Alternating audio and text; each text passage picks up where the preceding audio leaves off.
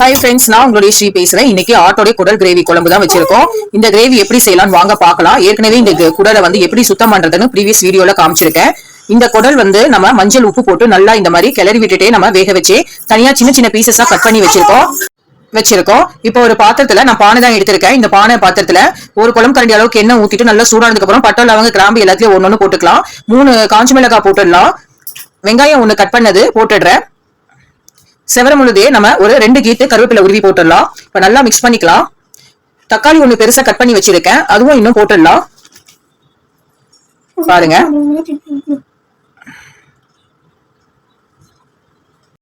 இப்ப நல்லா மிக்ஸ் பண்ணிக்கலாம். இப்ப ஒரு பெரிய தக்காளி வந்து அரைச்சி வச்சிருக்க ஃபைன் பேஸ்ட நம்ம இதுல ஆட் பண்ணிடலாம். நல்லா கிளறி விட்டுட்டு இப்ப அதுல ஆட் பண்ணிடலாம். இதோட கார மிளகாத்தூள் 2 ஸ்பூனு, கரம் மசாலா 1 ஸ்பூனு, இஞ்சி பூண்டு பேஸ்ட் 1.5 ஸ்பூனு, மஞ்சத்தூள் 1 ஸ்பூனு, மட்டன் மசாலா ஒரு 3 ஸ்பூனு ஆட் பண்ணிடலாம். கொஞ்சம் லைட்டா தண்ணி ஊத்தி நல்லா வேக வச்சுக்கலாம். அந்த மசாலா வேகிற பொழுது எண்ணெய் தனியா மசாலா தனியா பிரிகிற வரைக்கும் இந்த மாதிரி நல்லா மிக்ஸ் பண்ணிக்கோங்க.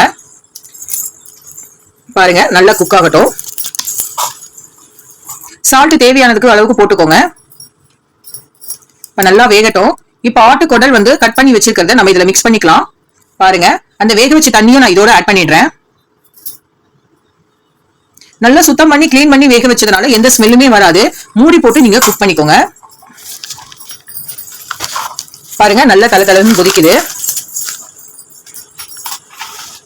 பாருங்க, நல்லா குக் ஆயிட்டு நல்லா வேக வச்சதுக்கு அப்புறம் தேங்காய் ஒரு அரை மூடி அரைச்சி வச்சிருக்க தனியா பேஸ்ட் அதையுமே நம்ம ஆட் பண்ணிடலாம். இப்ப நல்லா மிக்ஸ் பண்ணிட்டு தண்ணி ஊத்தி மிக்ஸ் பண்ணிக்கலாம். இப்ப நல்லா நான் இது வந்து கிரேவியா தான் நான் எடுத்துக்க போறேன். ஒரு குழம்பு டைப்ல தான் நான் எடுத்திருக்கேன். உங்களுக்கு தண்ணி கம்மியா வேணும்னாலும் நீங்க குறைவா எடுத்துக்கலாம்.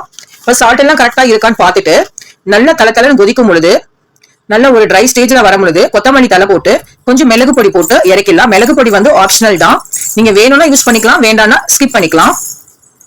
இந்த ரெசிபி உண்மையிலே ரொம்பவே டேஸ்டா இருந்தது. எந்த ஸ்மெல்லுமே வரல.